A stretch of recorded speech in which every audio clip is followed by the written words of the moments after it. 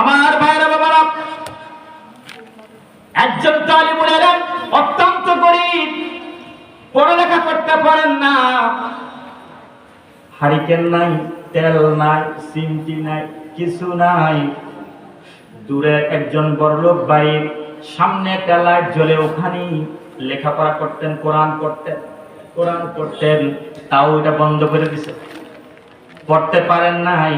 রাস্তায় যায়, বিভিন্ন লাইটের আলোর মাধ্যমে বৈশা পড়েন। একজন মদুদি মদ পান করতে করতে মাথা হ্যাং হয়ে গেছে, ঘুরতে ঘুরতে গিয়ে দেখলেন একটা তালিবুল ইলম কোরআন পড়তেছে। তুই কি করস? আমি আল্লাহর কালাম তেলাওয়াত করি। এখানে কেন? আমার তো ঘরে কোনো হারিকেন নাই, তেল নাই, সলতা নাই, কিছু নাই, আমি কিভাবে পড়াশোনা করব? এই জন্য চাঁদের আলোতে বসে আছি, একটু আলো আসলে পড়ি। এবার মধুদের মনের মধ্যে, দিলের মধ্যে লেগে যায়, কিরে আমি মদ খেয়ে কত টাকা নষ্ট করি, হারাম জিনিস খেয়ে কত টাকা নষ্ট করি। এই ছেলেটা একটু বাতির জন্য লেখাপড়া করতে পারে না। সে বলল চলো মাদ্রাসায় যাই। তাকে মাদ্রাসায় ভর্তি করাইলেন, প্রতি মাসে মাসে টাকা দেন। কিছুদিন পরে লোকটা মারা গেল। অনেক বড় ঘটনা, লম্বা ঘটনা, ছোট করে বলতেছে বাবারা বোঝার জন্য। মারা যাওয়ার পরে সমস্ত মানুষটা এই খারাপ লোকটা মারা গেছে, ভালো হয়েছে, তার জানাজা দেওয়ার দরকার নাই, কেউ আসে না জানাজা পড়তে। কিন্তু আমার আল্লাহ ওই তালিবুল ইলমের দিলের মধ্যে খবর করে দিয়েছেন, তোমাকে যে টাকা দেওয়া, পয়সা দেওয়া লেখাপড়া করাইতেছে, ওই ব্যক্তি এটা ইন্তেকাল করেছে, যাও তুমি জানাজার নামাজ পড়াও। ওই ছাত্র বাইদা বাই শুনতে শুনতে সেখানে গেলেন, গিয়ে হাজির হলেন, তালিবুল ইলম এসেছে, জানাজার নামাজ পড়াবে। সমস্ত মানুষ আশ্চর্য হয়ে গেল, কি ব্যাপার, কি ব্যাপার? তালিবুল ইলমের মর্যাদা এত বেশি, সেই ব্যক্তিরা আসছে কেন? ওই কেন আসছে পরে বলবো, আগে জানাজার নামাজ পড়ায়। এলান এসেছে তার জানাজার নামাজ পড়ানোর জন্য।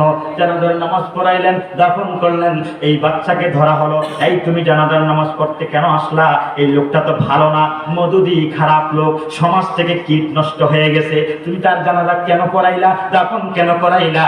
আমার আল্লাহ পাকের পক্ষ থেকে নির্দেশ এসেছে এর জানাজার নামাজ পড়ার জন্য। আমার আল্লাহ রব্বুল আলামিন তার যত জীবনের গুনাহ খাতা আছে, তালিবুল ইলম আমি লেখাপড়া করতে পারি নাই, কোরআনের শিক্ষা অর্জন করার জন্য সহযোগিতা করার কারণে আমার আল্লাহ এলান দিয়েছে, যাও আমি আল্লাহ রব্বুল আলামিন তার জীবনের গুনাহ খাতাগুলি মাফ করে দিয়েছি। তালিবুল ইলমকে যদি সাহায্য করা হয়, সহযোগিতা করা হয়, দ্বীনি মাদ্রাসায় যদি, সুন্নি মাদ্রাসায় যদি সহযোগিতা করা হয়, আমার আল্লাহ আমাদের গুনাহ কথা মাফ করতে পারে কি পারে না? সে আল্লাহ আছে না নাই? আছে না নাই? বিশ্বাস আছে না নাই? কে আছেন 10,000 টাকা বেশি দেবেন? এই আমাকে তুমি ওঠো কেন? 10,000 টাকা হুজুর এই মাদ্রাসার জন্য, সুন্নি মাদ্রাসা।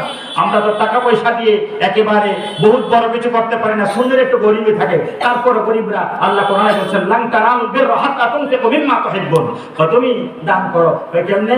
সচ্ছল অবস্থায়, অসচ্ছল অবস্থায়, সচ্ছল অবস্থায়, অসচ্ছল অবস্থায়। আমরা মনে করি আমি গরিব মানুষ, অসচ্ছল অবস্থায় আমি যদি দান করি তাহলে তো আমার তো টাকা পয়সা নষ্ট হয়ে যাবে, আমি তো গরিব হয়ে যাব। ভালো আছে না? আমি তো গরিব হয়ে যাব, আমি খাবো কি, থাকবো কেমনে? আমার আল্লাহ বলছেন না, আমি ওই ব্যক্তিকে বেশি পছন্দ করি। আল্লাহ কোন ব্যক্তিকে?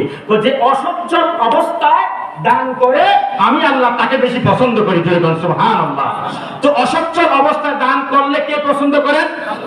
আল্লাহ। এরকম একজন অসচ্ছল ব্যক্তি চাই, হুজুর আমি আসলে খুব দুর্বল মানুষ, আমি 10,000 টাকা দেবো এই মাদ্রাসার জন্য, এটা সুন্নি মাদ্রাসা, এই মাদ্রাসাটা হোক, চলো, থাকো, আমাদের সন্তানগুলি এখানে লেখাপড়া করে হাফেজ, কোরআন, আল্লাহর ওলি হিসাবে আল্লাহ কবুল করুক। আমরা বলি আমিন। কে আছেন 10,000 টাকা দেব? হুজুর আমি 10,000 টাকা এই মাদ্রাসার জন্য কোরবানি করব। কে আছেন? 10,000? আমি বেশি চাইলাম না। গত বছর 20,000 টাকা 3 জন দিয়েছিল এবং একজন 82,000 টাকা দিয়েছিল, ঠিক না? 82,000 টাকা দিয়েছিল। এবার 10,000 টাকা চাইলাম। কে আছেন? কেউ কিন্তু উঠবেন না, হুজুর চলে আসবে এখনই, কালেকশনের খুব একটা সময় নাই, হুজুর চলে আসবে। হুজুর আসতে আসতে কে আছেন যে হযরত আবু বকর সিদ্দিক রাদিয়াল্লাহু তাআলা আনহুর মতো যে আমি আল্লাহর হাবিবকে মুহাব্বত করে করে তাকওয়া অর্জন করতে চাই, নবীকে মুহাব্বত করে করে? এখন তো নবী নাই, নবী আছে কিন্তু আমাদের সামনে আছে, আমরা দেখি না। ওয়ালাহুম আযানুল্লাহ ইসমাউনা বিহা, আমার সেই কান নাই, লেগে দেখি না। যাদের সেই কান আছে তারা দেখে, কিন্তু নবীর ঘর মাদ্রাসা উপস্থিত আছে। মাদ্রাসা আসেনি? আসেনিও। এটাকে ভালোবাসলে নবীকে ভালোবাসা হয় না? এটাকে ভালোবাসলে নবীকে ভালোবাসা হয় না? সুন্নি মাদ্রাসাগুলি ভালোবাসতে চাই কি চাই না আমরা? টাকা দিয়া পয়সা দিয়া শ্রম দিতে চাই কি চাই না? টাকাও দিতে হবে, শ্রমও দিতে হবে। এটাই হচ্ছে কুনু মা সাদিকিন, যে তাদের সঙ্গ দিয়ে তোমরা থাকো, সংস্পর্শে থাকো, তাদের সাথে থাকো, তাদের সাথে লেনদেন করো। যে বলে গেছিলাম এই মাদ্রাসাগুলি টাকা দিয়ে পয়সা দিয়ে আপনারা দাঁড় করান, অবশ্যই ইনশাআল্লাহ কুনু মা সাদিকিনদের সাথে থেকে আপনারা কাল কিয়ামতের ময়দানে আল্লাহর ওলিদের সাথে থেকে, আল্লাহর হাবিবের সাথে থেকে জান্নাতে চলে যাবেন। এই বিশ্বাস আছে না নাই? কথা বলে আছে না নাই? কে আছেন 10,000 টাকা হুজুর যে আমি এই মাদ্রাসার জন্য কোরবানি করে গেলাম, 10,000 টাকা দিয়ে গেলাম, আগামী বছর ইনশাআল্লাহ 10,000 টাকা আমি দিয়ে দেবো? কে আছেন একটু মেহেরবানি করে?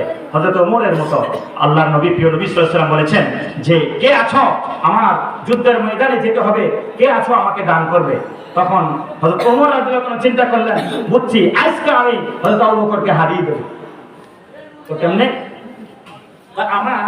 আমার সম্পদের অনেক বিশাল পরিমাণ সম্পদ, আমার সম্পদের অর্ধেক আমি দিয়ে দেবো, আল্লাহ হাবিবের হাতে তুলে দেবো, আজকে আবু বকরকে হারিয়ে দেবো। তখন উনি কি করলেন? গেলেন, সম্পদ নিয়ে গেলেন। কিছুক্ষণ পরে সাইয়েদনা আবু বকর সিদ্দিক রাদিয়াল্লাহু তাআলা আনহু আসলেন। হুজুর বললেন, ওমর কি নিয়ে এসেছো? হুজুর বহুদিন পরে চিন্তা করলাম যে আবু বকর রাদিয়াল্লাহু আনহু ভাইকে হারিয়ে দেওয়ার জন্য, এই জন্য আমার সম্পদের যা ছিল তার থেকে অর্ধেক বন্টন করে আমি নিয়ে এসেছি, আজকে আমি আমার ভাইকে হারিয়ে দেবো। কি নিয়ে এসেছো? আমার সম্পদের অর্ধেক নিয়ে এসেছি। কিছুক্ষণ পরে হযরত আবু বকর রাদিয়াল্লাহু আনহু আসলেন। আবু বকর একটা গাটুরি নিয়ে আসছেন। আসার পর জিজ্ঞেস করেন, আবু বকর কি এনেছো? হুজুর এই যে গাটুরি বিদ্যে যা আছে সব নিয়ে এসেছি। কি রেখে এসেছো? কিছুই রাখি নাই, একমাত্র দুইজন ব্যক্তি রেখে এসেছি। কি? একজন হলো আল্লাহ, আরেকজন হলো রাসূল। এছাড়া যা ছিল সব কিছু আল্লাহর হাবিবের জন্য নিয়ে এসেছি। জোরে বলেন সুবহানাল্লাহ। সাহাবীরা নবীকে কিভাবে ইতাআত করেছে? আতিউল্লাহ ওয়া আতিউর রাসূল। আল্লাহ বলেছেন আমাকে আমার ইত্তেবা করো, আমার রাসূলের ইত্তেবা করো। মান ইউতি'র রাসূল ফাকাদ আতা আল্লাহ। হয় নবীকে যদি ইতাআত করো, নবীকে যদি মানো, আমি আল্লাহকে মানা হয়ে যায়। জোরে বলেন সুবহানাল্লাহ। আবু বকর রাদিয়াল্লাহু তাআলা আনহু নবীকে এমন ভাবে মেনেছেন যে নবীর জন্য ঘরে কিছুই রাখেন নাই, একমাত্র আল্লাহ আর আল্লাহ রাসূলকে রেখে এসেছেন। জোরে বলেন সুবহানাল্লাহ। আর সব দিয়ে গেছেন। যে নবীর ঘরের জন্য আমরা তো সামান্য 10,000 টাকা চেয়েছি, এখানে এমন লোক আছেন 1 লাখ টাকা দিতে পারবেন, 2 লাখ টাকা দিতে পারবেন, 5 লাখ টাকা দিতে পারবেন। কে আছেন?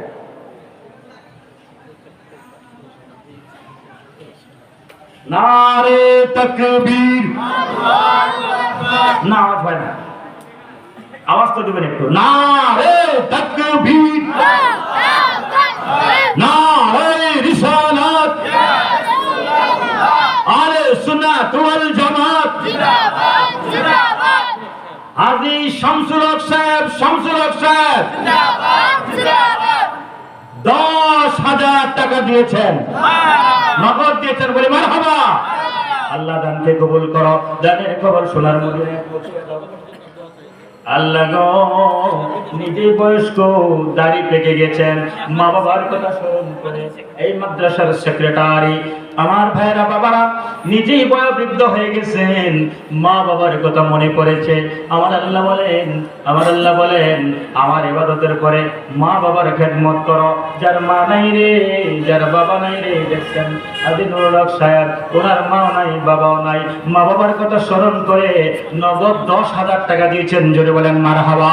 আল্লাহ দানকে কবুল করো, দানের খবর সোনার মদিনায় পৌঁছায় দাও, দানের খবর আব্বা আম্মার কবরে পৌঁছায় দাও, আব্বা আমার কবরকে জান্নাতের বাগান বানায় দাও, কিয়ামত পর্যন্ত নাজাতের ফয়সালা করে দাও, বংশের কবরের আযাব মাফ করে দাও। আল্লাহ পরিবারের রহমত বরকত দাও, ইজ্জত সম্মান বাড়ায় দাও, ধনে জনে বাড়ায় দাও। জোরে বলেন আমিন।